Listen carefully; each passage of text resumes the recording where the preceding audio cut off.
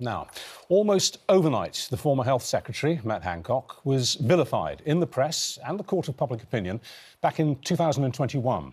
Why? Because he was caught in a tight embrace with his lover, despite telling the rest of the country for months and months and months to keep their distance from each other. And to keep to the rules, and to stick to the rules, and not to break the guidance or the rules. Well, last year, he sought forgiveness by going into the I'm a Celebrity jungle. But after donating just a fraction of his fee to charity, has his attempt at redemption worked? Matt Hancock joins us now. Very good morning to you. Good morning. There were a lot of people this morning saying, why are you even giving this person time, airtime? He shouldn't be forgiven. Why should you? Well, I think it's important for all of us to be able to seek forgiveness for the mistakes that all of us make. But also, I think that it's very important for all of us to learn from that experience that I was at the heart of in the pandemic and learn what can be done better. Can we focus first on the reason that you left? And that was the embrace with your lover. A lot of people find it completely astonishing that you could stand at the podium month after month telling people to stick to the rules. But for some reason, they didn't apply to you. Why not? Well, I'm only human. Sorry, the whole country's only human, Mr. Hancock. Yeah, I understand that. Why did we all have to stick to the rules, but you were exempt? Well, this is what I've asked. This is what I asked for forgiveness in the jungle for. I'm human. I've described in my book what happened and how it happened. Right at the end of the pandemic. But that isn't an excuse, and that's what that's why I've been open about it. I suppose we all have our frailties, and I fell in love. Yeah, for which people were fined, for which people went to prison for breaking the rules. Well, you didn't face either of those penalties. No, because at the time there were social distancing guidelines, but there were also bans on two people meeting indoors unless it was at work, and that meeting was reasonably necessary for work purposes. I don't think anyone could argue what you did, Regina, was reasonably necessary. People find it remarkable that you got away with doing something that most other people weren't allowed to do. Well, it doesn't feel like I got away with it, Susanna. I mean, that's, of course I wasn't, the fact that it wasn't, of course it wasn't breaking the law because the legal rules weren't in place. That's why I wasn't fined. But there was a ban on gathering indoors of two people. Exactly, I was about to say. So that's just the explanation for I didn't get away with anything. In fact, on the contrary, I've paid. Did you receive a fine? No, because what I did wasn't against the law, and you're fined for breaking the law. But I did break the guidelines, and I resigned, and I took accountability for the... Was there not a ban at the time on meeting indoors with people outside of your family, unless it was reasonably necessary for work purposes? No, not a legal one, no. And because those rules that was in the legislation. But that legislation had been lifted. But this is irrelevant. At that point, yes, they had. Yes, it had, and that's why I wasn't fined. I didn't break any laws, but the guidelines, not the laws, the guidelines were still in place. But my point is that the distinction between the laws and the guidelines, right, which is the reason I wasn't fined and I didn't break any laws, that's not relevant, right? And I don't seek to excuse my behaviour. I am just explaining what happened. I fell in love with somebody who I'd known for a very long time, and then I took accountability. This is the key point, I suppose. I took accountability. You took accountability, as you say, and I resigned. And you were, quote, open about it, but you had no choice but to be open about it because the pictures of you in the embrace were leaked to the media. And I just wonder, I mean, life, as I was saying earlier, life turns on a dime, doesn't it? Yeah. Would we be even having this conversation, would you have written this book that we'll talk about in a second, if you hadn't been caught, if that video camera hadn't been working and the pictures, therefore, didn't exist, would you still be in government? Would you still be a politician? Who knows? I don't think so. But I don't know. Why do you not think you would still be in government? Well, since then, politics has been so tumultuous, right? I was Health Secretary under Boris Johnson. We've had 2 Prime Ministers since then. Who knows what would have happened? So it's impossible to know. How much was the money involved in you going into the jungle? You were offered over £300,000. That's about £1/3 million. You turned down ITV's offer to go into the jungle twice, and then you said yes. Did you say yes largely because you did want redemption and a shot at forgiveness, or frankly, was it to make a great deal of money? The primary reason was... Would you have done it for a tenner? Well, actually, I certainly would have considered it. The money wasn't the primary consideration. Obviously, you are paid a fee for these things, and as you know, and if you're an MP, you declare that. I also know that if you say no and they really want you, the fee goes up and up and up and up and up. Well, that didn't happen as it happened, but that... What, you mean they started with an offer of £330,000? I bet they didn't. I bet they didn't. I mean, I know how television works. I bet of course. They didn't. Look, ITV asked me to come on. They offered a fee as part of that. But my primary motivation actually was to communicate with people, especially, about who I am as a person. Because you find that as a politician, you end up getting all the tough questions. I was a politician in a particularly difficult time with very serious stuff going on, incredibly difficult for the country. And also, the way that you're on the media, a bit like this discussion, is very sort of, why did you get this wrong? Why did you get that wrong? And that's OK, because that's You mean you're held to account? Yeah, you're held to account, exactly. And I support all of that. But it does mean that one part of your personality comes over. By going, oddly, you have to go all the way to Australia, to be able to just show who you are as a person. The viewers voted for you again and again and again and again to do the grossest of trials. That, to a lot of people, seemed a lot more like the opportunity to punish you rather than forgive you. Well, they did. Look, I knew they were going to vote for me over and over again, and then they stopped voting for me to go on the trials, and then they voted for me to stay in. And actually, I've had more votes on I'm a Celebrity than I ever got as a politician in Parliament. And so I think, what I wanted to do during that process, and I hope that I did, was I was just myself. And people saw me with all the bits of my character. Some of it's serious, some of it is more jovial and like throwing myself. One wonders if it's worked, because we can't go into details here because it's an active legal case, but just last week there was an alleged assault on you on the tube. We can't go into that in detail, but generally speaking, how do you find people treat you in the streets? Do you get much abuse? I mean, anybody who's on the telly gets abuse. I'm just wondering how much you get. No, it's interesting. I hardly get any. I get a lot of people come up and say, I voted for you on the jungle. I get people come up and say, thanks for the vaccine. That's the other thing people say. I can't go into this individual case. No, you mustn't mention it. And I won't.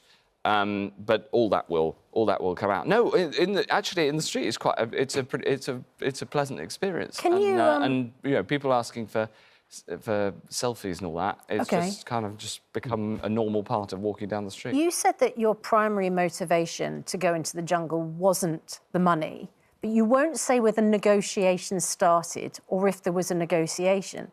I mean, £1/3 million is an eye-watering amount of money. It is more than Jill Scott, who won I'm a Celebrity, was paid to go into the jungle. Money must have been your primary motivation, because otherwise you wouldn't have got that much money. Well, are you telling the truth when you say that it wasn't your primary motivation? Absolutely, I am. Absolutely. Of course. So did you negotiate over the fee?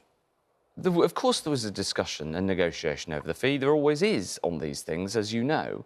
But the point is that the primary reason is because I developed over the pandemic, over lockdown and over my resignation, I ended up a very public figure.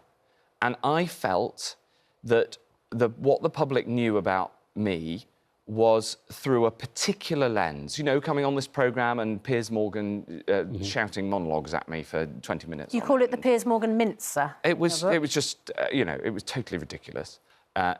And once again, it's called being held to account. No, not that stuff. That was just being told off. This is being held to account. Can we stick to the money? Anyway, can we stick, hang on, can we just stick? But I don't want to drift off the point, Sorry. because it's an important point. A lot of people will want a clearer answer. If you didn't do it for the money, and you did say before you went in that you were going to be making a substantial donation of your fee to charity, you got paid £330,000. You've kept £310,000 of it. You've only given, or rather, no, £320,000. You've only given £10,000 to 2 charities, which is a tiny fraction of the fee.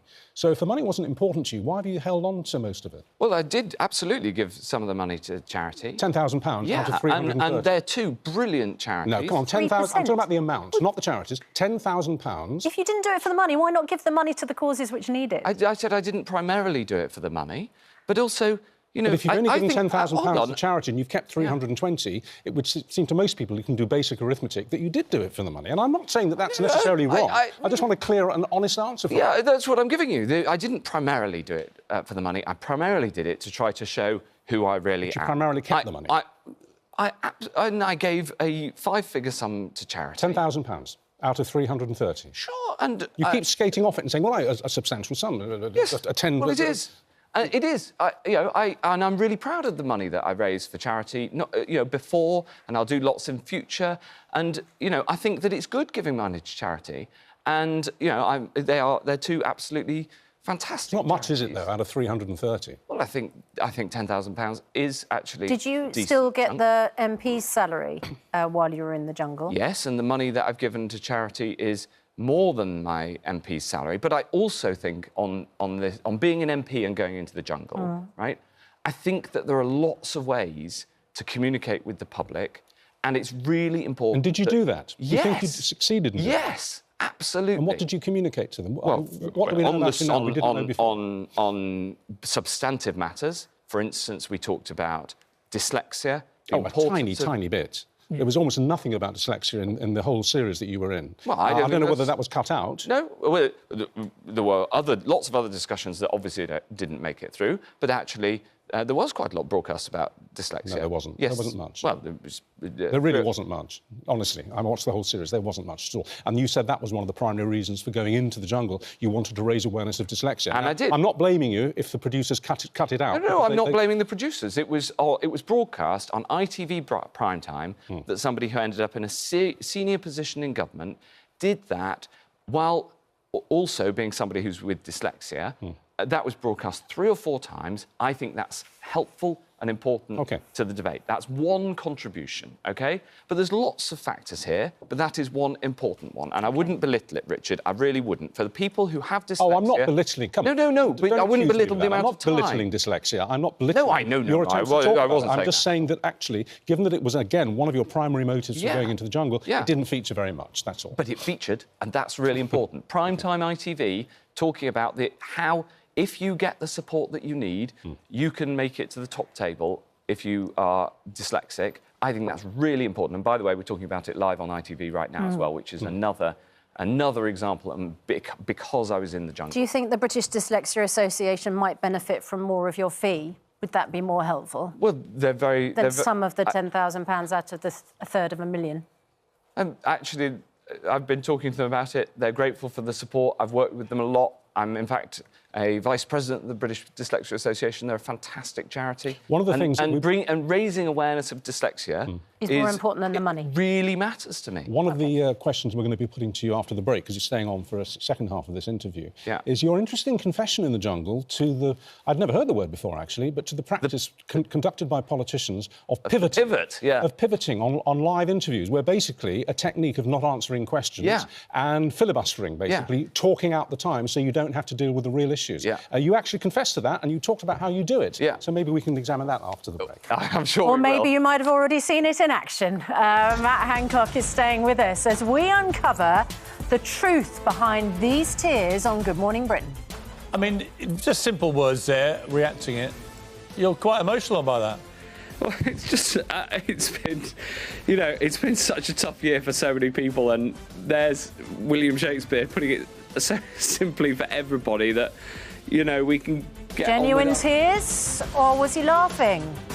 Or were they crocodile tears? The former Health Secretary Matt Hancock gives us his full explanation next. And also, we're going to be getting some reaction from our own Kate Garraway, who, of course, has her husband Derek as one of Britain's longest hospitalised COVID patients. He spent 13 months in hospital. That's coming up. You're watching Good Morning Britain, live on ITV1.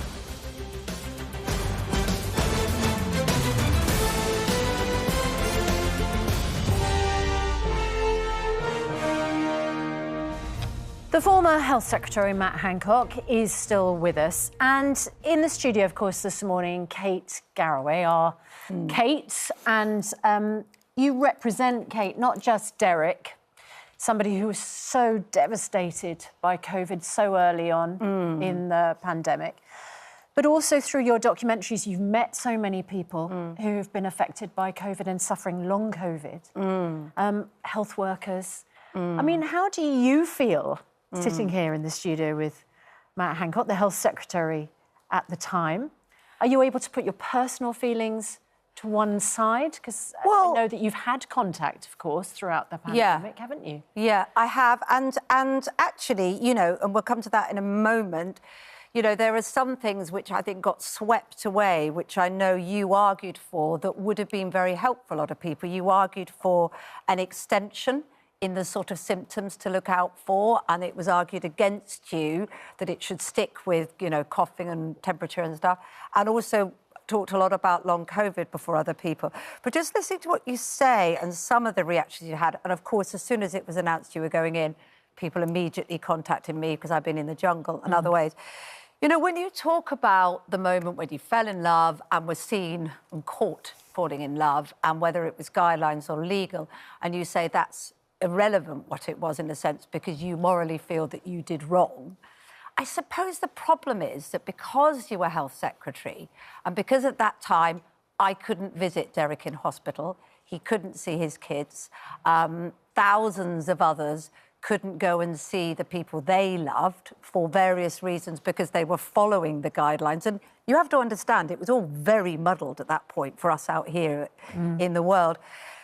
It gives the impression that you still don't get why they're cross. Oh, I see. No. You see what I mean? You still don't get why people are upset because that amount of money is vast to everybody. And I'm sure there are many other people that went into the jungle when you did that maybe got more, maybe got less. I don't know. But they're holding you to more account because you're probably only there because you were Health Secretary at the time, making these huge decisions. Do you see what I mean?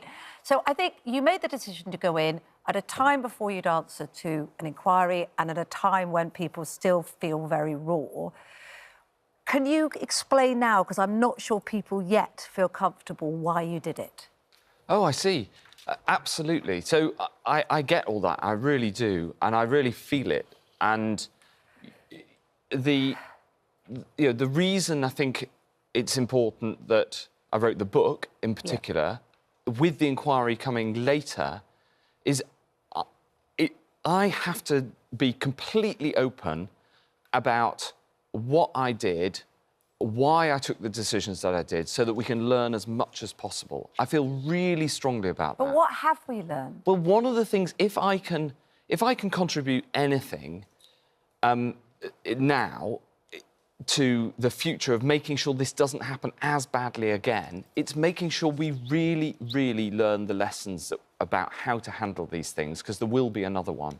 And I feel very strongly about that because I feel like it's my duty, not least, because, we're all human, we all make mistakes. Not just, I'm not just what are about those lessons? Because, for instance, care, the mistakes that were made there for those vulnerable people, so there are times when you've blamed the care workers for bringing it in, and that's been put on record by you.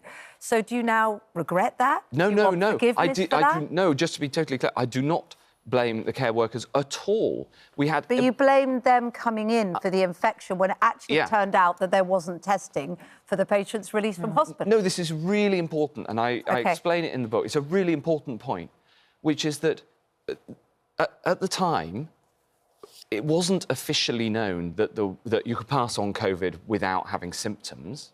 So, of course, I'm not blaming the care workers. They didn't know they had COVID.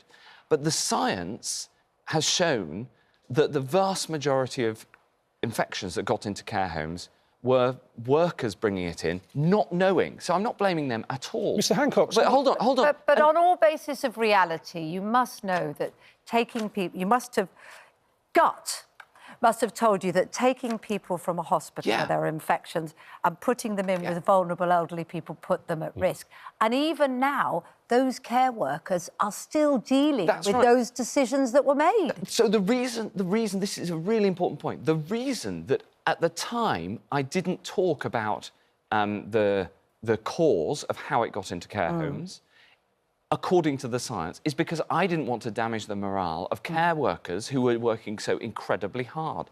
Now, one of the consequences of that is that the only viable explanation at the time was people going from hospital. Actually, that was found to be a very small proportion, still some, and if we'd had the testing, then we absolutely would have used it, but that didn't exist. These are all important lessons. Can we just establish, the inquiry? you know, it's all very well what you're saying.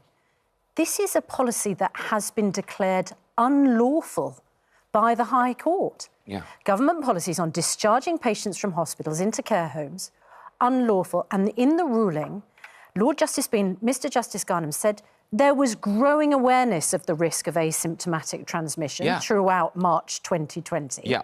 But there was no evidence that Mr. Hancock addressed the issue of the risk to care home residents of such transmission. Yeah. No evidence this question was considered by the Secretary of State or that he was asked to consider it. It is not an example of a political judgment on a finely balanced issue.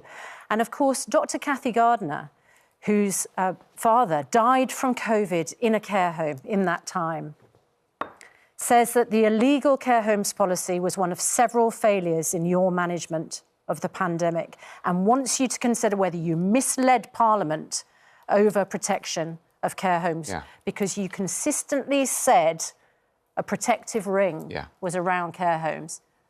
The High Court have said your policy was illegal. Yeah. So I didn't give evidence in that case.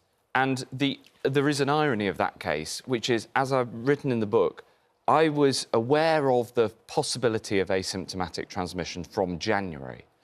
I spoke to the head of the World Health Organization about it, who said that he thought that the evidence coming out of China was a mistranslation. And I kept pushing on this, but it didn't become the official scientific view globally until the start of April, and therefore it wasn't written into the formal advice to me on the basis of which those decisions were taken, which is why the judge came to the conclusion that they did. But of course we knew that it was a risk. We just didn't have the tests. And one of the massive lessons for next time, because there will be a next time, is that we can't just abandon our testing infrastructure. Right. We need to be ready to go in case it happens. Let's come back to the question of public forgiveness. Someone else who's been watching this interview is a gentleman called Craig Bicknell. You might be familiar with the name. He moved his chair closer to his mother at his father's funeral in order to comfort her. Other mourners moved a little closer to others to comfort them, and they were berated by officials, and the funeral collapsed into the most appalling chaos. He's been watching this interview, and we've asked him what he thinks about you now, more than 2 years later, and he says this: "The thing I can't believe is his, Hancock's, excuse for breaking the rules. Quote, I fell in love, close quotes. That's his excuse? Well, I loved my dad, and yet I wasn't allowed to comfort my mum at his funeral. There is lingering, enduring anger with you. I just wonder if the jungle experiments worked." Well, the rules around funerals were one of the things that upset me most during the pandemic. Because of that, the impact, you know, on people, and I really get that. And we, you know, there were. He had an excuse, didn't he? He loved his dad. Yeah, but he had a reason, like you did. Mine's not an excuse. Right? I'm not making an excuse. To comfort his family. Of course. And what I'm asking is it too soon to ask people to forgive you? Have you rushed this a bit? No, I think that it is natural to seek forgiveness, and for some people it will be harder than for others, and I get that, and that's reasonable. And you know, I regret the pain that I've caused. Is your future in showbiz? Is that what you've become? I don't... Well, it's a straight question. I mean, is that what you're pursuing? Because you're not going to stand as an MP again, No, I'm not going to stand as an MP. One of the things I'd really love to do is documentaries on matters that I think are important, like dyslexia, as we discussed. There's lots of different ways to contribute. There's more to politics than Parliament. Yes, but it doesn't get much more light entertainment than I'm a Celebrity, get me out of here. No, but there's a reason that... No, I'm not planning on doing anything like that again that I haven't already been involved in. I am... there's a reason I went on I'm a Celebrity, and the reason is because it's one of the few ways that you can really communicate with the British public. You said that. So you were once an esteemed politician. That estimation dipped sharply. What are you now? Who is Matt Hancock? Well, I mean, I know what I am. I'm a journalist and writer. What are you? Yeah. Well, I have been a politician, and I'm clearly still in the public eye. But what are you? What are you for? Well, I'm going to spend 2023 working out what to do next. Do you want to sit where Rich is sitting?